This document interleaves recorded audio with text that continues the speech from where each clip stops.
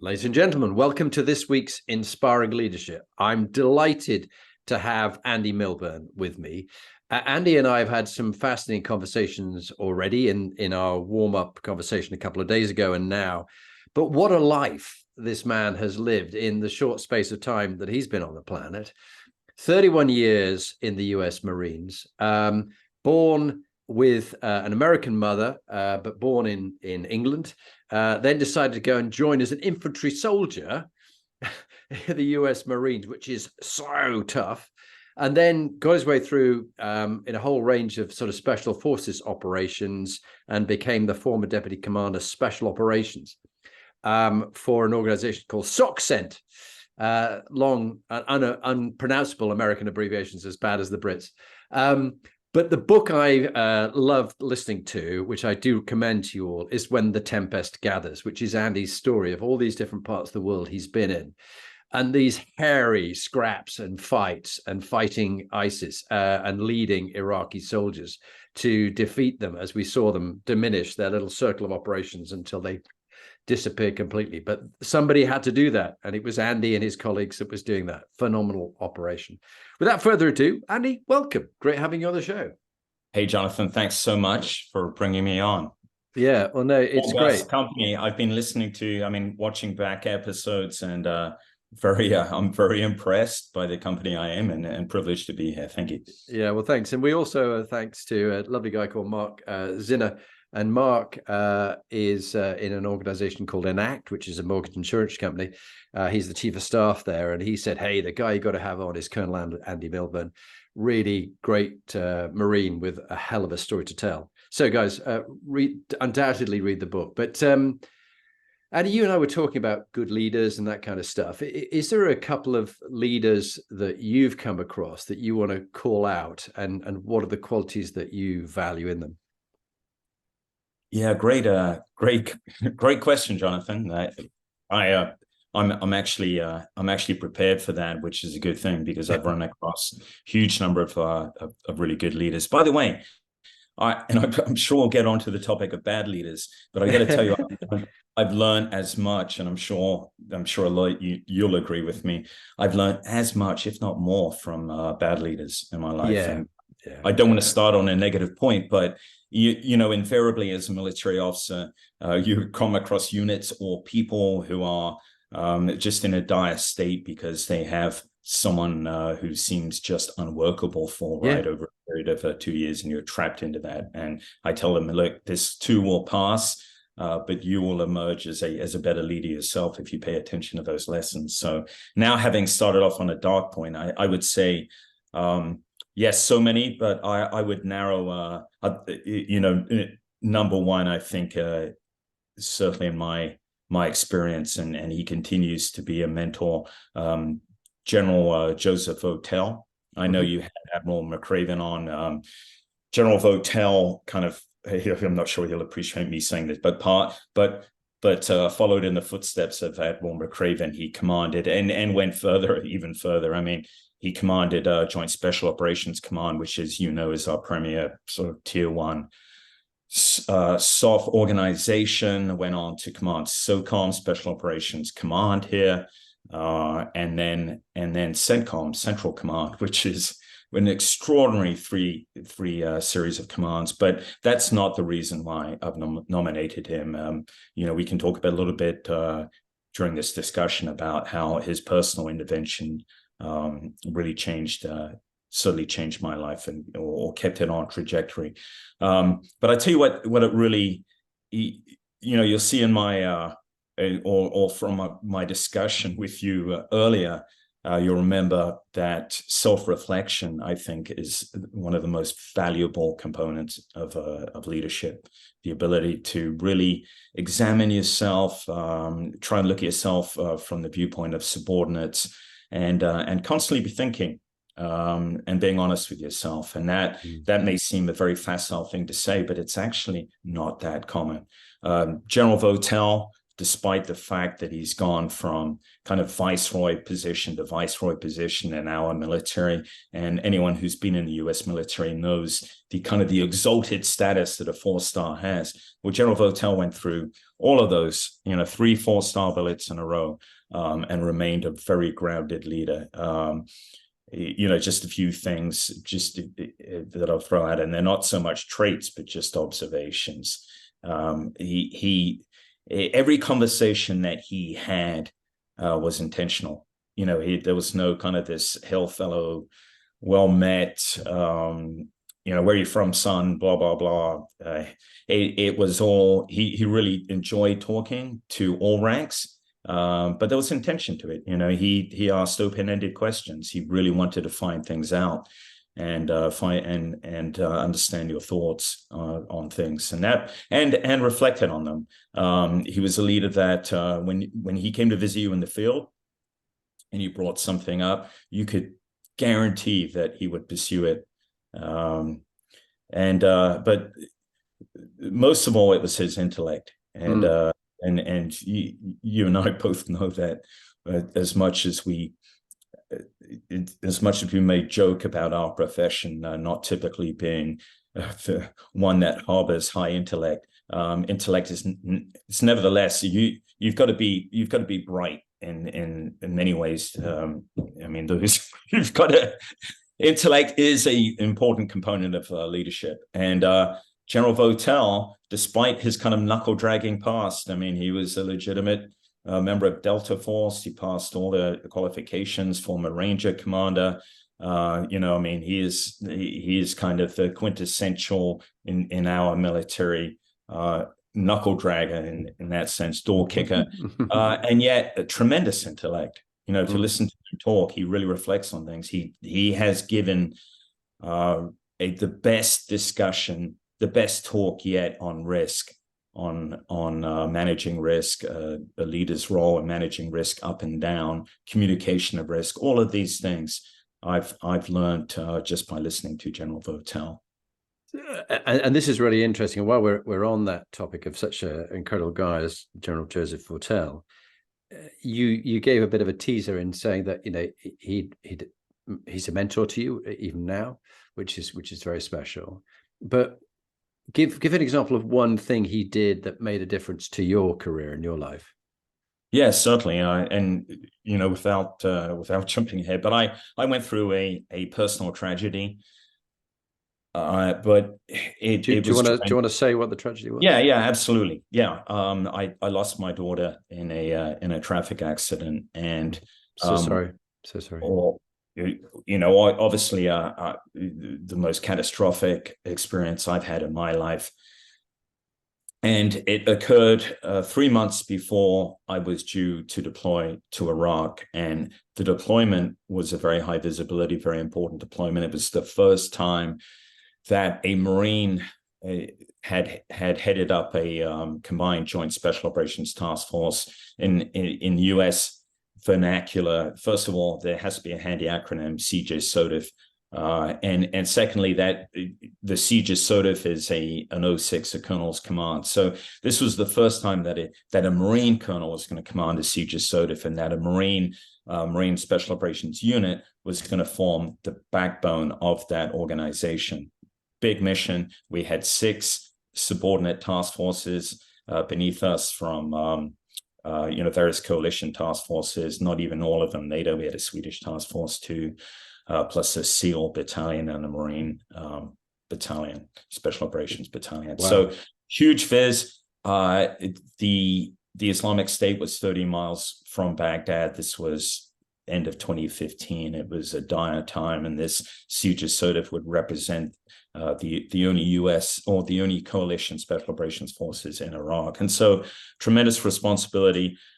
I had gone through, I had put together with my staff the CJSOTF and gone through the training, and then 3 months before we due deployed, right before our final exercise, I lost Kayla and was in a dark place. I returned to the unit to go through the final exercise. And before the exercise, right, on day one, this is in Fort Bragg, North Carolina, day one, I heard that General Votel was visiting. Well, that wasn't, I'm not saying he came to Fort Bragg because of me, but he made he's down in Tampa at the time, but he certainly came to the exercise to see me. He walked in, and how everyone kind of genuflects here in front of a 4-star. General Votel had a pretty small entourage, but nevertheless, it's a huge deal. Everyone's there, from the base commander, blah, blah, blah, in this massive auditorium. And he receives give him a brief on the siege of Sodif. And then he just says, I'd like everyone to leave the room, please. Everyone, except for Colonel Milburn. And so everyone filed out. And he just said, hey, sit down. And, I'm paraphrasing what he said. He said, look, Andy, you've already put in 30 years for your country. You've done these things. No one's going to think the worst of you if you step down from this deployment, least of all me. And I promise you're not going to get pushed into, he didn't say this, but some kind of shitty billet. We'll take care of you, is what he said. And we'll find someone else. And, that kind of gut punched me, that he, at that time, with all this stuff coming on, he had said this, or that he'd even, he'd heard about the tragedy, and he'd send me a note.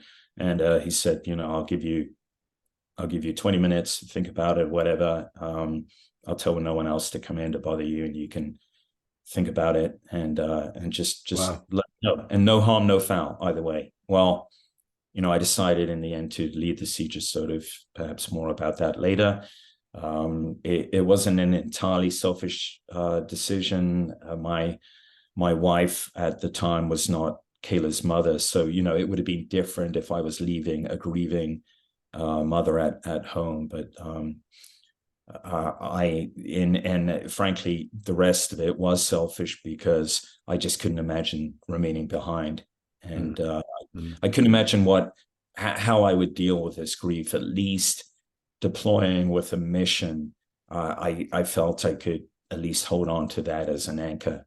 Yeah. So I went ahead and told him. And, throughout the rest of my deployment, and it was a hard time for a lot of reasons. It was a very fractious chain of command, when you mix conventional and special operations forces, and he remained in personal contact throughout. And I always knew that if something that I needed his help, I could reach out, despite the fact he was several levels up in the chain of command. And General Votel would have managed that very well, without making commanders in between felt as though they'd been bypassed. He was just a terrific leader. And, I think I can't speak for others, but my impression of him very much replicated throughout the force. When he came to visit a unit, it wasn't like, oh man, bring out the paint. It was, hey, we better be on our game, because we know we're going to get some really good hard questions. He never embarrassed people, never saw him lose his temper. Anyway, I will stop there. Otherwise, listening to that, I mean, firstly, the tragedy that you went through, and it really was a gut punch just in listening to it, when you lost Kayla and she was killed in that traffic accident. And then that decision about what you had to do, and to try and keep your mind focused on what you're doing at the same time, while also grieving and dealing with your ex-wife, who was also coming to terms with what was going on. And then, this really big historic occasion when the US Marines get this front seat row in a battle which is historic. You've been part of something which is historic.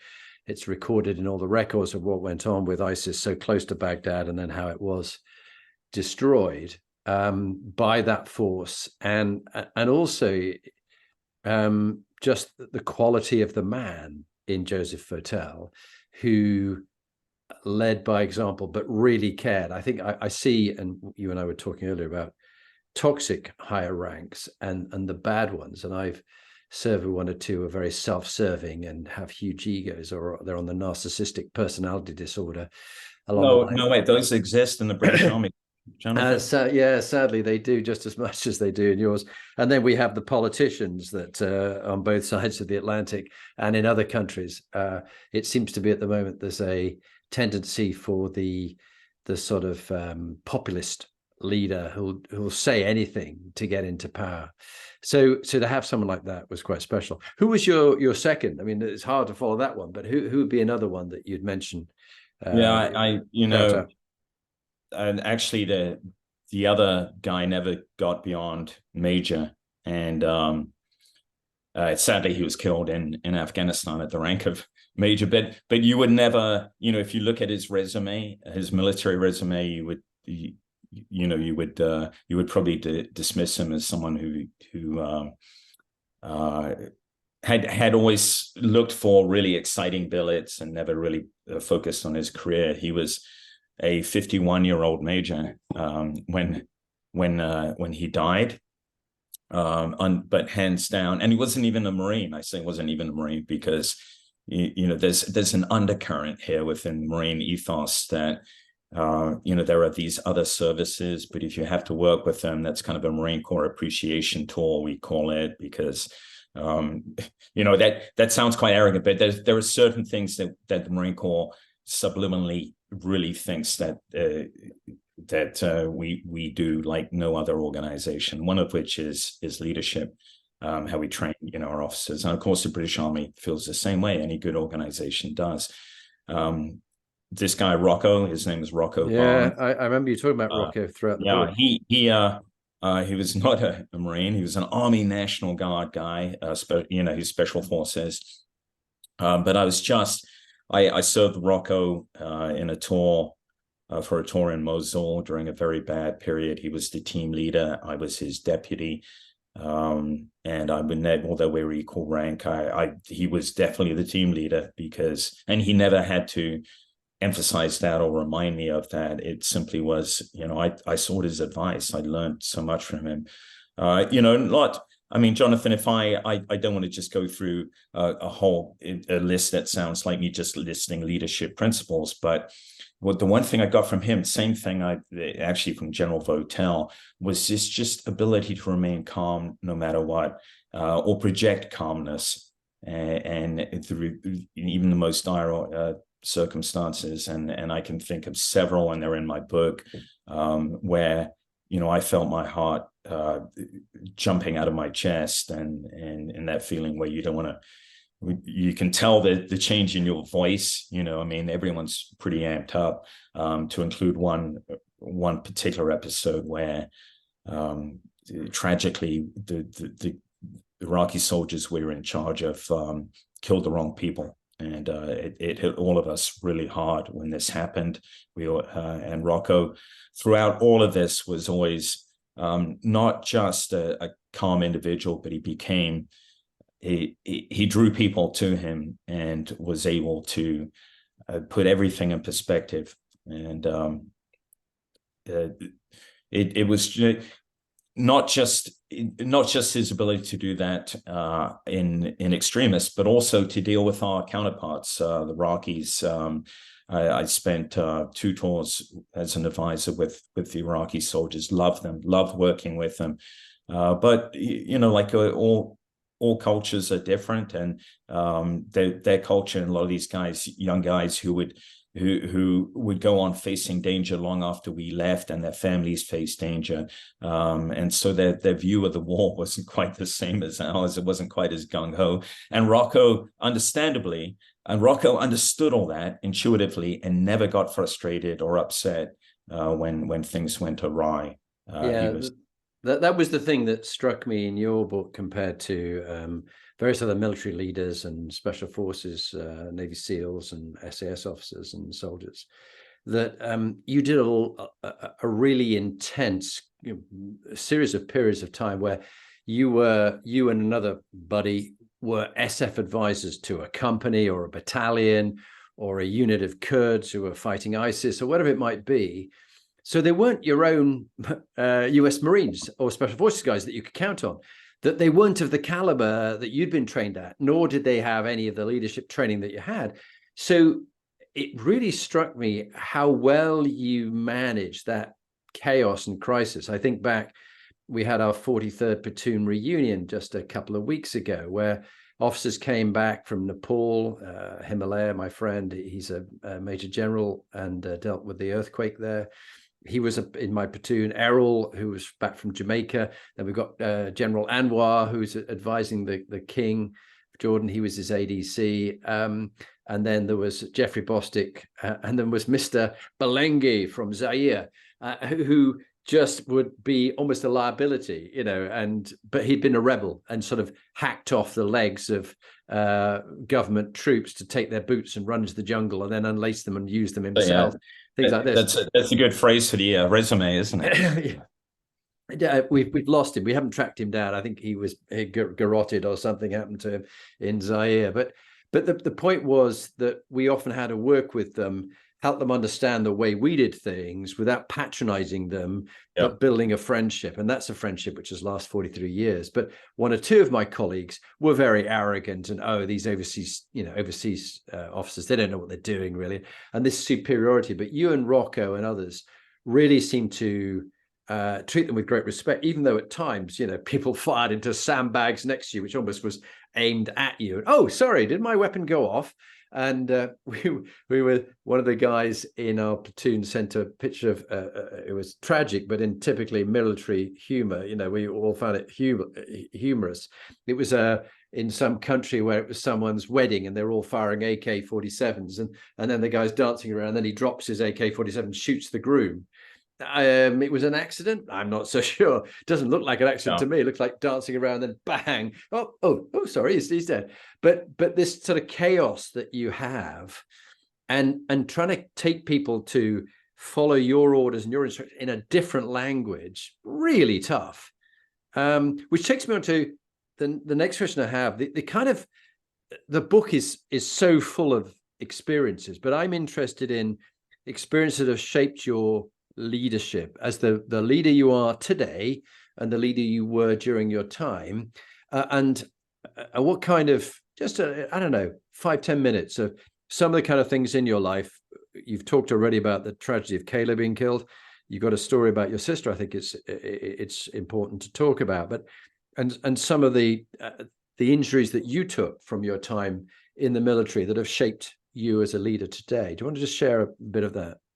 Yeah, absolutely. That's a wide-ranging question. Very good one, Jonathan. So I think what I'll do to begin with, and I'll do this briefly, not to bore your audience, but just hit some points in my career where I made mistakes. And by the way, I say this without any pretense, I could have been relieved of my relief for cause, let me put it that way, at every single rank. I can think of mistakes that I made that absolutely, if discovered or if not forgiven, would have ended my career. And so I think that I'm probably not unusual, and I think all of us have to be aware of that we are in the position we are because of the forbearance of others. And then we've seen people come a cropper who are no worse leaders, simply, just because of the vicissitudes of fate.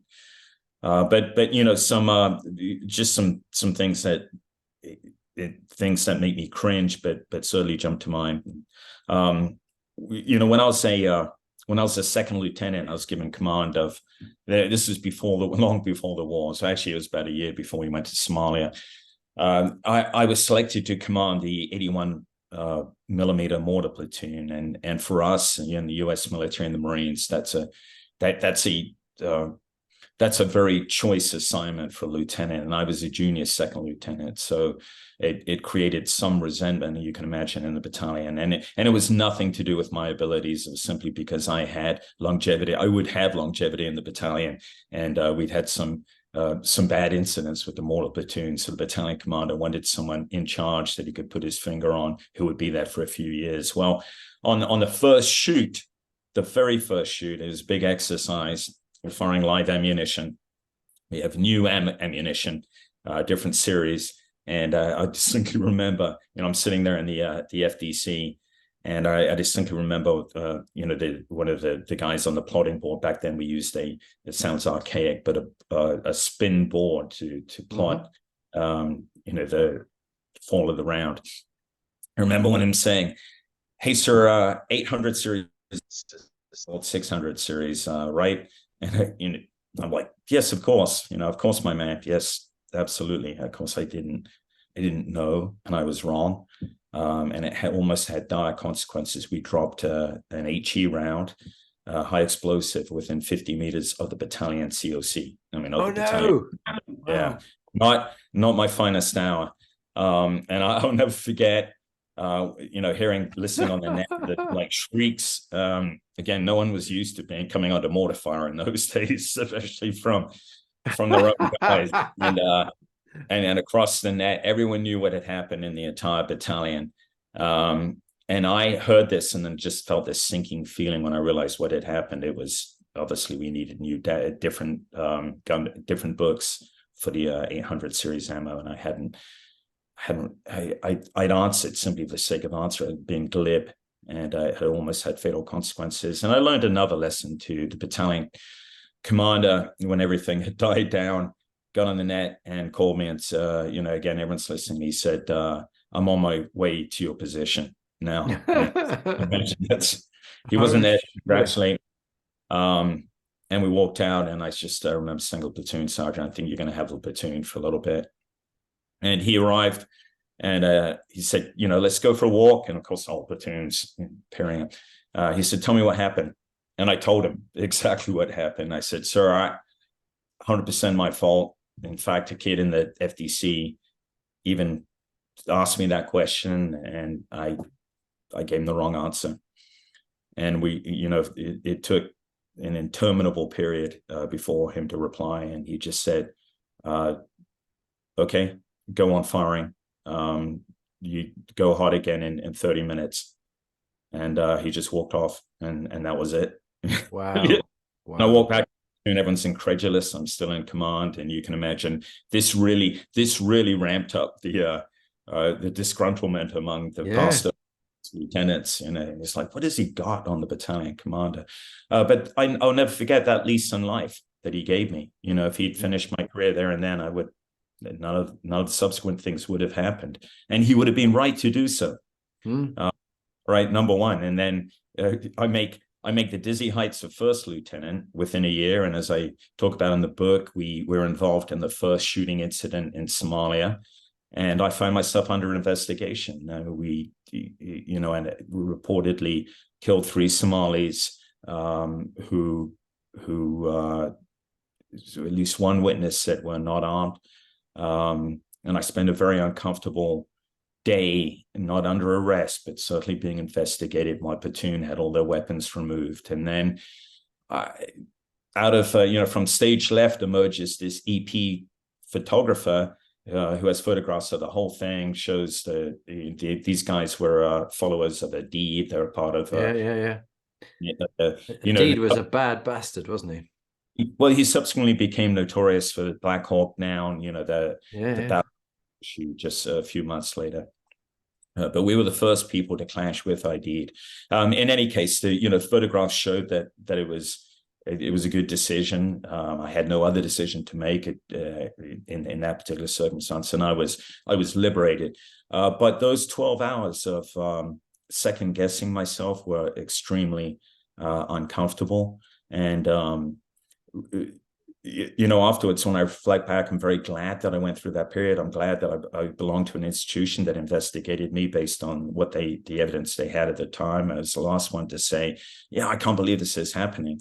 But at the same time, it really was a hard lesson, in what before I just conceptually understood that my decisions likely to often, even as a young lieutenant in his 20s, my decision have life and death consequences, and I would be responsible, and I would have to answer for them. And during subsequent, wars in Iraq and Afghanistan, it kept me very firmly grounded, that knowledge, that memory. There were ethical reasons, I hope, I know within me to always adhere to the law of armed conflict. But as you know, in counterinsurgency, often there are contrary forces. Even among the best people, it becomes a very things can become very dirty very quickly, unless you have leadership remaining grounded. And that experience grounded me. Yeah. And the last piece I have for you, because I don't want to waffle on too long, but all of these occurred when I was a junior officer, but they were replicated in shape or form throughout my career. The third piece has to do with culture, and not combat, not even in an infantry unit. I report to the recruit depot as a senior first lieutenant after Somalia, and for the unexalted job of being what we call a series commander, which is you shepherd a group of anything between 300 and 500 recruits through their introduction to the Marine Corps, which is a 13-week boot camp. And you are your role. I found it a difficult role to fill. Not difficult, just I found it hard to be enthusiastic about, coming from being an infantry leader in an operational environment, to now simply kind of just being someone who monitored training, because we didn't come up with the training. It was all long established, and drill instructors ran it. We were there to make sure that the drill instructors did what they were supposed to do, and I found that at times uncomfortable position. Bottom line is, I fast forward a year or so, I was selected to command a company, but it was a company that had been through some pretty horrendous times. 11 drill instructors were pending court-martial, 11 in a single.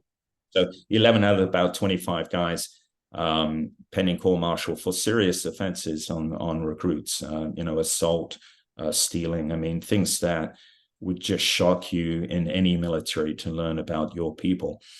And but that was only the face of the story. There was a deep-seated culture in that company that it was hard to shake loose, and the abuses continued amazingly, even with, not amazingly after I took command, but even after these guys could see their colleagues awaiting court-martial. And it was because of that culture. And as company commander, I made the mistake of pursuing each incident and thinking, well, I'm going to make an example of this guy. But the guys getting caught were junior drill instructors. The guys responsible were the guys who controlled that culture. They were the senior drill instructors who wore a black belt, appointed by the battalion commander, and were very clever at covering their tracks, but would create the atmosphere for bullying, where bullying was encouraged, and their subordinates were the ones who carried it out in order to stay on the right side of culture, because culture beats everything. That expression, culture eats something for breakfast. Strategy, culture eats strategy for breakfast. Everything, respect for the chain of command. It eclipses everything that these guys had learned up to that point in their Marine careers. They had become, it's like Lord of the Flies scenario. They were abusing recruits, and they were being abused themselves by the senior drill instructor. And these guys, not justifying anything, but you think about it, these guys are all, they're just a few years on from being recruits themselves. Looking back, I mean, average age of my drill instructors must have been, I don't know, about 24. Right. So anyway, cut a long story short, the way I resolved it in the end violated everything that we learn about leadership. I issued a threat. I called in, with my sergeant major, called in the senior drill instructors, all 8 of them. And I said, hey, the next thing that happens in any one of your platoons, I don't care if it's a recruit being late for breakfast, you guys you're gonna lose your black belt. And that's it. Of course, I had the backing of the battalion commander to say that. And you know what, Jonathan? Not a single incident occurred after that. Until that point, it was almost daily catching drill instructors doing stupid stuff. and yet I violated, and how did I do it? It was a threat. But of course, I had every intention of carrying it through. It was not the positive leadership that we'd been taught to employ while I went through officer training. But it just shows that there are no real hard and fast rules, right?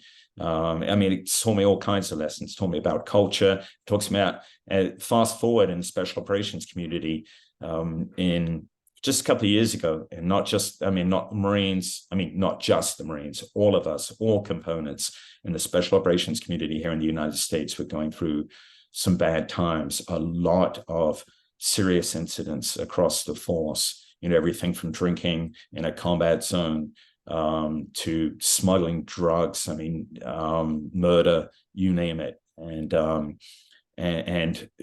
there was a lot of, obviously, gnashing of teeth and pulling of hair among senior leadership to work out how to fix this. And based on my experiences in the recruit depot, I wrote an article called "How to Fix a Broken Special Operations Culture." And bottom line was, you figure out who controls that culture, both in the recruit depot and in special operations command. It tended to be senior NCOs. And special operations command, it was essentially the team leaders, the team leaders, team chiefs. Not team leaders, I'm sorry, team chiefs. Team leaders tend to, in our terminology, tend to be officers. Team chiefs, the equivalent of platoon sergeants. It was that backbone of NCO leadership that was setting the conditions where blowing off steam, as one used that phrase to me. Hey, sir, the boys just need to blow off steam. It became kind of the undercurrent. Hey, it's okay, you can do this stuff because you do such great things for your country. You're an elite warrior. You've been through all this crap. Who cares if you try and cut it off when you're not on patrol, deployed to a combat zone. And sure, you should have the opportunity to make an extra bit of money on that gravel contract, et cetera, et cetera. Yeah, God. Well, it's so interesting.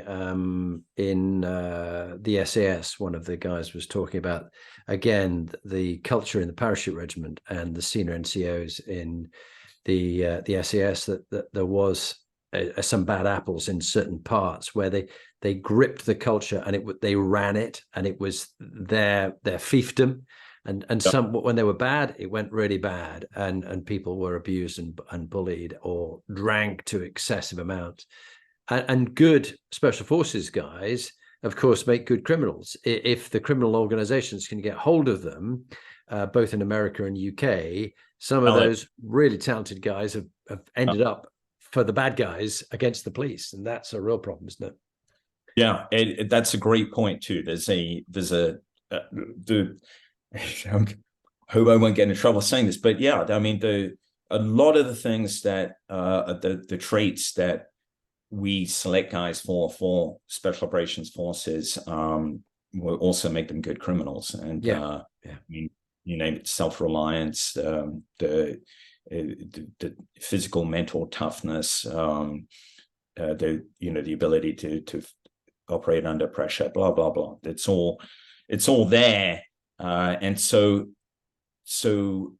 and one thing that I've realized too, and we've realized among special operations forces leaders, who are often junior officers, who have just gone through selection, they do, except for the SEALs, with the exception of the SEALs in our military, they do have some experience outside special forces, but as a junior officer. And now they're coming in and they're confronted with this team of guys who are legendary, and there's such an ethos within that team. And that ethos is not built by the team leader. It is built by the team chief, who's a senior staff NCO.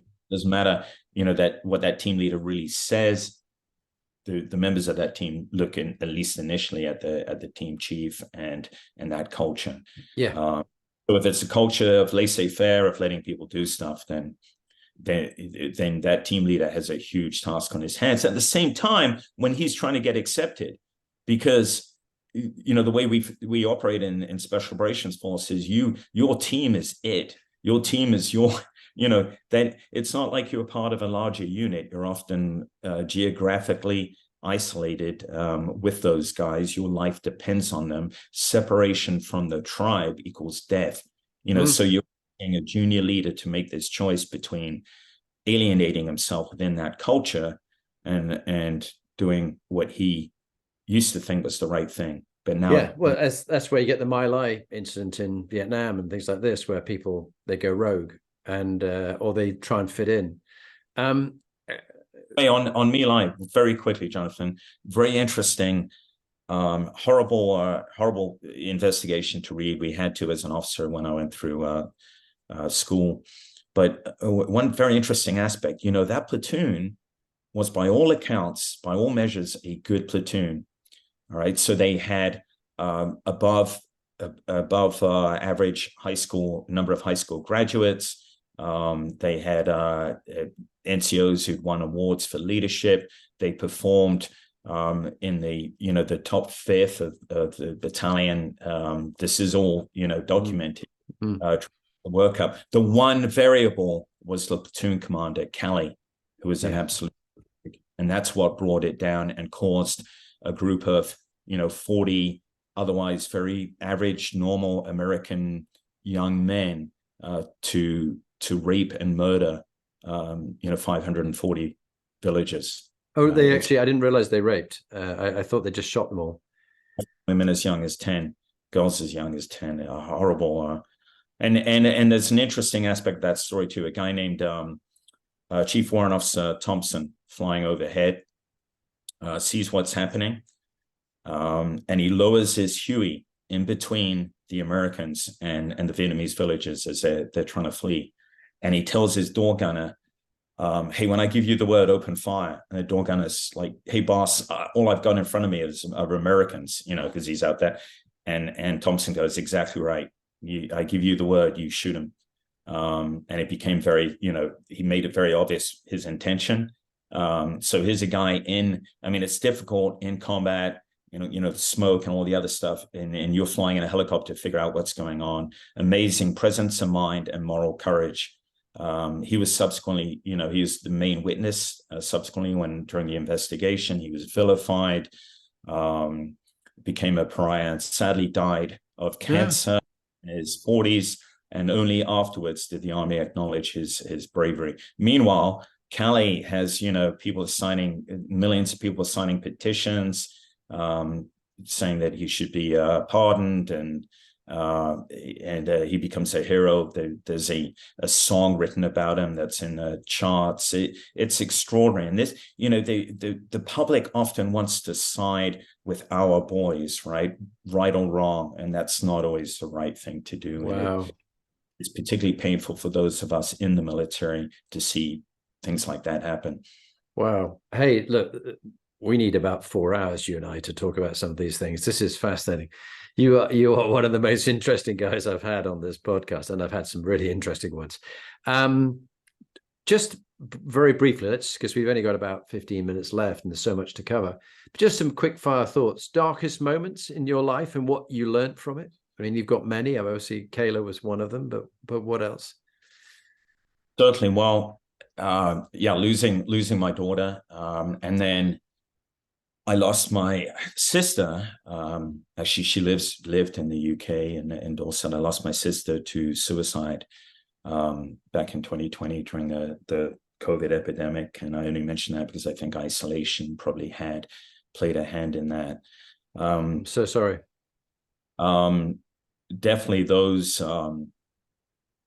two, you never get over that. You never get over the loss of a child. And I was particularly close to my sister, and suicide, as you know, leaves in its wake just this horrible kind of welter of guilt among everyone who's known the person who's taken their life.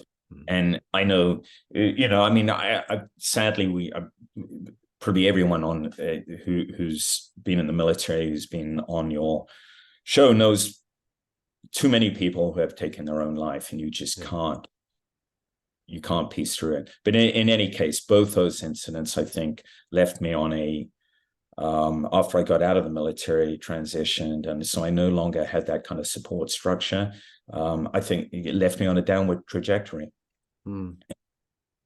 And also, you during your time, you got bombed, blown up. You went into rooms where grenades were going off, and that had an impact on your brain, didn't it, with all the explosions and. Certainly. So the traumatic brain injury, it is certainly a thing that affects your personality thereafter to some extent, and you've got to be on guard for it.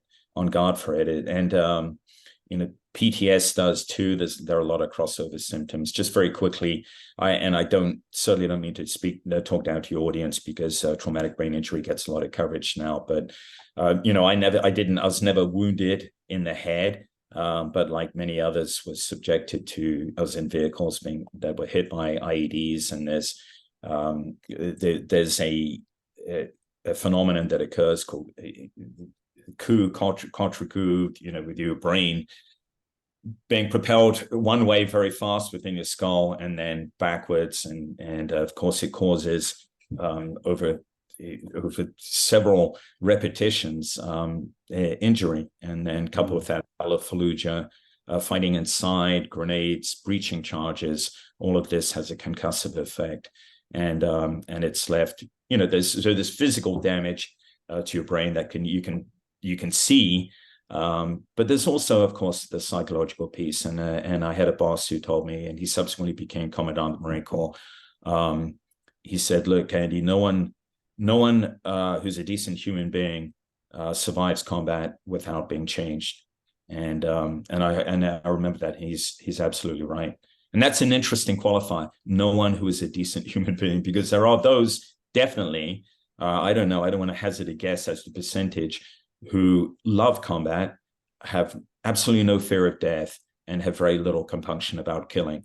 And those guys, within very limited parameters, make good soldiers, but they require a great deal of management and supervision and oversight. Exactly, and with all that experience you've had, Somalia, Fallujah, you were in Libya, the bit in story in Libya when no US troops had to be on the ground, but that the only way to get these people out was an ambassador or some member of an embassy had to be there to lead them from the airport to the plane, and they all chickened out because it was getting really hairy and people were getting killed everywhere, and there was guys riding around in pickup trucks firing rounds everywhere, and you went in as a Brit American, pretending to be a member of the British embassy, if I seem to remember, and all was going well until you almost got captured and beheaded, but managed to get out because the pilot was very courageous. That's a whole part of the story people got to listen to. But, you were on the ground in Libya, the only American who was and got out. You've had some incredible experiences. And looking back with all those different experiences you've had, Mogadishu, Fallujah, everywhere, and different parts of Afghanistan and Iraq. What bit of advice would you give to the young Andy Milburn that you meet just before he goes off to Paris Island and decides he's going to be, having done law and studied law and been at school in St. Paul's, I think, was it? What bit of advice would you give yourself? This matters and this doesn't. What would the advice be, Andy? First bit of advice perhaps would be don't do it. I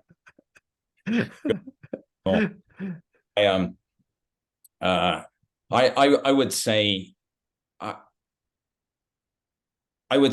enjoy the journey.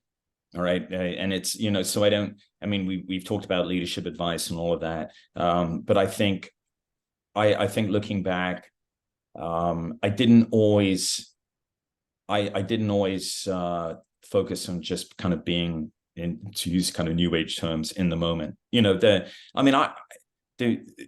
I had such such great experiences and worked with such terrific people. But too often I think my mind was focused. And this wasn't just naked ambition, but it was, you always, it was just on the next steps, not next steps in my career, but I could never just be relaxed or happy with what was happening in that moment. And I should have been.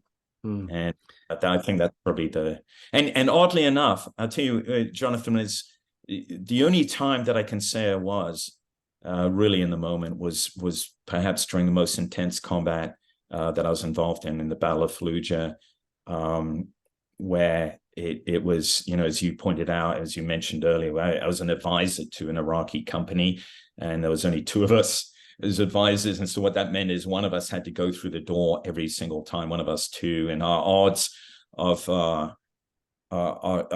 the time of coming out of that unscathed seemed quite small. And strangely enough, that started as a kind of absolute fear every single day, resolved itself into resignation, and then just not exactly enjoyment, but just being in the moment every time and noticing things and relishing certainly the relationship that we had among ourselves and with our proteges. Yeah, and I do think, I mean, having been through life-threatening moments all the time, it's amazing that you've come out, albeit you've had a lot of impact on you of your service, but you've come out the lovely guy that you are, that I'm talking to today, who's written a book of your story. How are you doing for time, Andy? I'm good. I can go right up to 8:58. Okay, that's great. Well, look, we got some really good stuff. So this one's going to be a bit longer than the others. Moral question. I just want to take you around our Inspiring Leadership Compass, which from our research, my wife and I, there's so many models, and you've been trained on thousands of different ones, but we just find this is quite useful about high-performing leaders, both in business and in the military. Moral quotient is a clear one that's come out, the values and doing the right thing. And we've talked a lot about guys who've been right at the psychopath end of doing the wrong thing. What did you learn from one example, just a short story, of when you let your values slip, and how did you get yourself back? Because I know I've done and let things slip, and I've been appalled by it, embarrassed about not absolutely acting with integrity and doing the right thing. Yeah, that's gosh, give me a second. So I think again it gets back to Fallujah, and it's a brush with kind of my darker side that has stayed with me, and it's a moment where I really understood atrocities and the things that I've been talking about we should desperately try and avoid. And it was a moment in Fallujah. I talk about it in my book. I was caught. Bottom line is I was caught in crossfire in the middle of the street. 3 Marines were killed in this incident. They were gunned down in front of me as they were waiting to go into a building, and I threw myself down. And then the Marines on one side and what we called the Mooj, the enemy, on the other, essentially just firing at each other above my head, and I'm desperately trying to bury myself in the ground. And of course, not 100% compass mentis. And after a period that seemed interminable, the firing dies down, and I run to cover behind a Humvee. And a few moments later, I see coming around the corner 3 prisoners, and they're bound. They're wearing dish dashes. They are the 3 guys who've holed up in this building. They're the guys who've just killed these Marines in front of me, and were involved in a subsequent firefight. And the Marine platoon commander, great presence of mind, had sent a squad around the back of the house. They'd gone in and they caught these guys red-handed. Now, realizing all of that, and I'm just kind of getting my faculties together, I just felt a burning hot anger. I wanted those men dead. I absolutely wanted them dead. I didn't act on it, of course, but I remember that. And what brought you back from the edge of that red mist? Leadership of a subordinate guy. So while I'm watching this, I remember, never forget this, a red-headed Marine just kind of runs towards him, and he's a friend. He'd been like the 4th guy in the stack. He'd seen his 3 buddies killed in front of him, and he runs towards these guys, clearly intent on hitting them. He's not armed, and a staff sergeant just steps up, grabs him, and pushes him back to get his name, Jackson. He goes, no, Jackson, that's not, he just said, that's not what we do, Jackson. That just very simple phrase. That's not what we do. And I thought, yeah, that's right. That's not what we do, and subsequently I thought of that phrase, and I used to not use that one, but I used to tell people, I used to tell my Marines, there are incidents throughout it when you're fighting a counterinsurgency when you have to pull your guys together. I remember after one case where we'd taken casualties, pulling a company together and saying, hey guys, we fight with the values that we represent. We don't adopt those of our enemy. Yeah. Absolutely. Yeah. And if you do, then every reason for being here dissipates, and every single one of our friends that we have seen killed was for nothing. Yeah. In mind. Which comes on nicely to my next question, on the second question, purpose, meaning and purpose. Why have you done what you've done, Andy? Why did you serve as you did?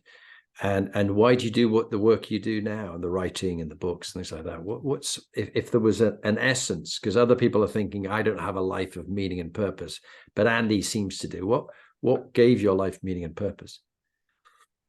Well, I think it's actually a harder question to answer than one might think, because when ostensibly you might think, well, you served your country and you did this and that, but there wasn't always a clearly defined purpose for us wearing uniform. And I'm sure in the British Army it is the same. Sometimes you find yourself fighting in a conflict when you can see no political solution to that conflict, and and you don't see any direction towards a resolution or political solution. Iraq and Afghanistan, sadly, Afghanistan being a great example, are prominent. So you've got this kind of this tension between the responsibility you have towards your subordinates, and all of any leader in the military will tell you become very genuinely attached to the people whom you're leading, and that's one of the hardest things about being a leader in combat, is that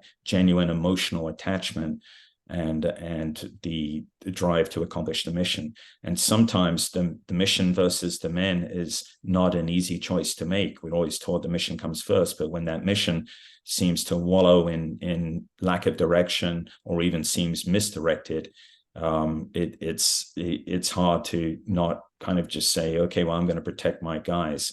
But the way I derived purpose throughout my career was, in the end, you do benefit. If you're leading, you do benefit those around you and beneath you, regardless of whether the overarching mission makes sense to you. Your role is to give meaning to their lives, all right, and without violating your integrity, meaning to what you're doing, and finding that sense of purpose. And the other part is, what kept me in the military was the narrower sense of purpose. Not defending the nation. It was looking after those around you, but also selfish reasons. The camaraderie that I've come close, but I've never really seen again since leaving the military. And this, Jonathan. Smelling what I mean, it's almost so self-evidently true. It sounds cliched, but you're never going to have colleagues who depend on you for their life, and vice versa. And that transcends everything. It transcends, as we've learned, it transcends gender, sexual preference, ethnic origin, color. Everything comes down to, can I trust this guy or woman with my life? And if the answer is yes, nothing else matters.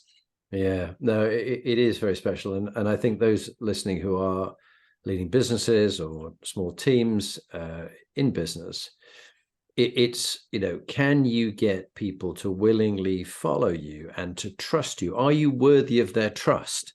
And you've got to trust other people first to be worthy of that. It's a fascinating area. When we were having our warm-up chat a few days ago, you'd just come in from a run looking mighty fit. And what age are you now, Andy? What's that? Where am I? What age are you now? 16. Yes, my God. I mean, you've just been on the most marathon run. So this is a good question because I'm only a couple of years older than you. What is it you do to keep, this is health question, the third one, to keep physically fit? We've talked about some of the mental challenges that you have to cope with, particularly when people with traumatic brain injury can have irritability, flashes of anger, and your personality, it can change, sudden explosions of anger, and don't know where it comes from. That is a whole story in itself. But just thinking about your physical at 60, your physical fitness and your ability to live a long, healthy life, particularly after you've abused your body as much as you have and pushed it to the limits of special forces training. What's your top tip on fitness for others at your age? That's a great question. So first, I'll preface this by saying, just a year ago, I was following none of these habits, and I was in Ukraine, running an organization that was training Ukrainian soldiers close to the front because that was a kind of a critical gap, and evacuating civilians from front line under bombardment. And I was living a very unhealthy life, not enough sleep, certainly drinking too much, and constantly under stress, not just from threat from the Russians, but as you know, we had internal divisions within the Mozart group that eventually caused us to implode, trying to hold that together, raise donor funding, et cetera, and run an organization made of former military guys who had rocked up in a combat zone. This isn't like, Mrs. Moffat's third grade class. These guys are, we filtered it. We brought in good guys, but they're rough around the edges, and you don't have the backing of the Uniform Code of Military Justice or rank to keep everyone in line. So that was a very, very stressful year. And at the end of it, Jonathan, I felt physically depleted. I was in a dreadful state, I think, physically. I was not in a good place mentally, and realized I had to really get back. And so the last 7 months has been a journey, and I'm getting enough sleep. That is number one. I mean, you've probably had other guests comment, but sleep is so incredibly important. And it's paradox, isn't it? Throughout our time in the military, we're told that, anything beyond 4 hours is a luxury, and it's for dreaming and a waste of time. And so we learned, that's part, it's certainly in the US military, certainly in the Marines, part of our ethos. I went 3 nights without sleep during this particular exercise or operation. And actually, you make yourself dangerous, absolutely dangerous. You make yourself the equivalent of drunk, making decisions upon which, anyway. So now I wake up with, not with the alarm unless I have to for a podcast or something, but I just, I sleep my kind of natural. I let sleep take its natural course. Exercise, huge. I exercise now. I've never been a good runner. I'll drag myself out for a run a couple of times a week, but most of it's kind of CrossFit type stuff.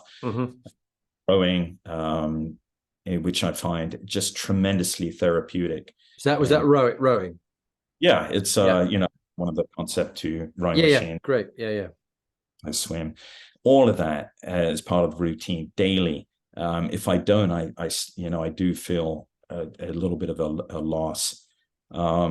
Reading used to be a love of mine. I didn't read enough during my career, and now I've gone back to forcing myself to read, setting time every day, as strange though that may seem. Meditation. Yeah, that's a very un-Marine thing to do, but did you know that if you people who meditate regularly actually shrink the size of their amygdala, and that's not just kind of psychoscience. That's actually true, and nothing else does, even regular exercise. So you're actually shrinking that part of your brain that it causes you to release cortisol and stress and all those other things. Freeze, flight, fight. Yeah, tremendously hard to do, especially for someone like me with extreme ADHD, but persevering and using various apps, I find setting aside time to do that is tremendous. And the last piece, as trite though it may sound, don't underestimate social interaction, the value of interaction. I've been living kind of a hermit existence the last 3 months, and then last night went out to a pub with friends or colleagues, and just driving home, I felt my mood was so elevated, and I realized that's critical, isn't it? Just being able to, yeah. It's a key part of it. Eat, move, sleep, breathe, focus, prosper. But community is a key one. Fascinating. And of course, I haven't, and it wasn't mentioned in your book, but I haven't really highlighted just the incredible toughness of the job you did with setting up the Mozart group, and the way the Russians tried to undermine and run that down and close it down because of the danger it posed to them by the way you helped the Ukrainians. So thank you for what you did there, and the difference you made to all the civilians you saved.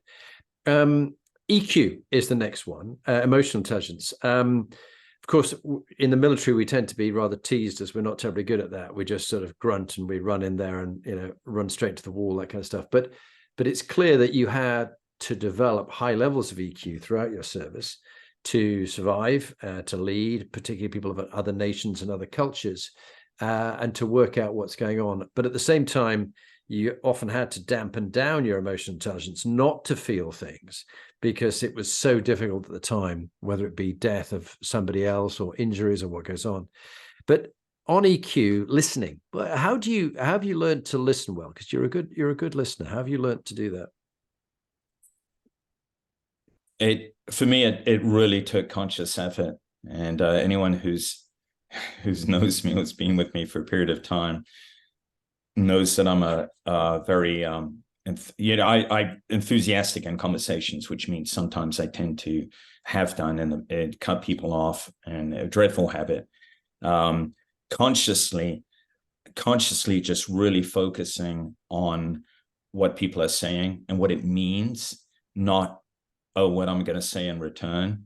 It is not a habit that came easily, but I do think I don't want to say developed, that sounds cynical, but it is a valuable trait to cultivate. Let me put it that way.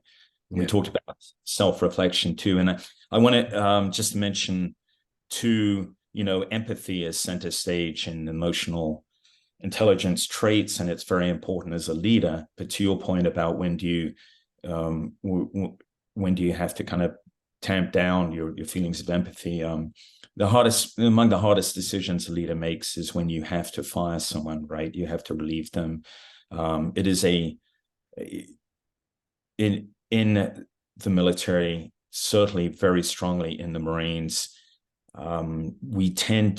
Everyone tends to, you tend to identify yourself with your job, right? Because it's all consuming. And so your utility, your worth, often is, and I'm not saying this is the right way to look at it, but it becomes synonymous with your performance, for instance, as a Marine officer. So if you're being fired, that really is it's a fundamental part of you being removed. And so being able to, first of all, decide when to do that, when do the needs of the institution outweigh the feelings of the individual, or more importantly, the needs of the institution are such that force you to fire him because you don't have enough time, or he lacks the capability or will to improve. That's a really hard decision. And then breaking the news is a really hard decision without destroying someone, but at the same time being very direct. And those times, I felt myself inside just screaming for this person. That is difficult. Yeah. No, thanks, Andy. Andy, our time's come to an end. But before we do that, finally, the book you recommend, and then we'll give the 2-minute top tip with an introduction from yourself. What's the book you'd recommend on leadership that people should read? Actually, it is a military book. Shame on me for showing lack of imagination, but it's an unusual one, I think. It's called Quartered Safe Out Here by Donald Fraser. It's his story of being a young rifleman in the 14th Army in the closing days of the war. And it is brilliantly written. Those of you who read George MacDonald Fraser, a lot of people have read the Flashman series. But there's I think, a better series, the McCausland series, that he also wrote, and that is hands down the funniest series of books about military life.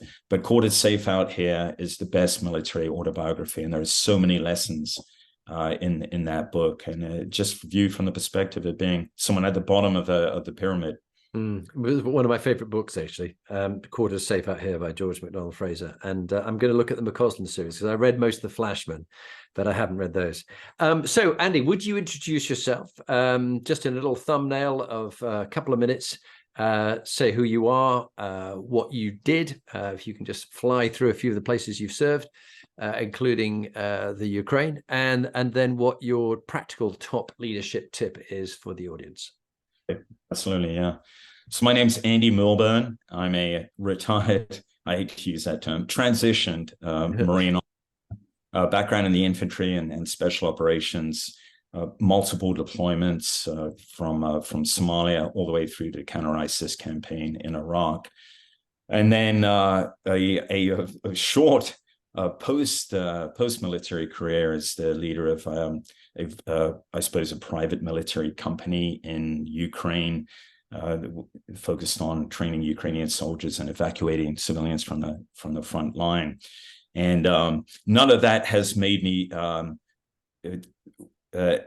qualified as an expert when it comes to leadership. But if you're going to narrow it down to one trait, I would say it's absolutely self-reflection. Jonathan, we talked about this, the ability to take stock regularly, continuously of your actions, of your decisions, of how subordinates might be perceiving you without paralysis. You can't constantly be wringing your hands and backtracking. Oh, I shouldn't have done this or that, but owning the decisions you've made, understanding where they've gone awry, why they've gone awry, and beginning with yourself when you are doing an analysis of what has gone wrong, and making a determined effort to fix that.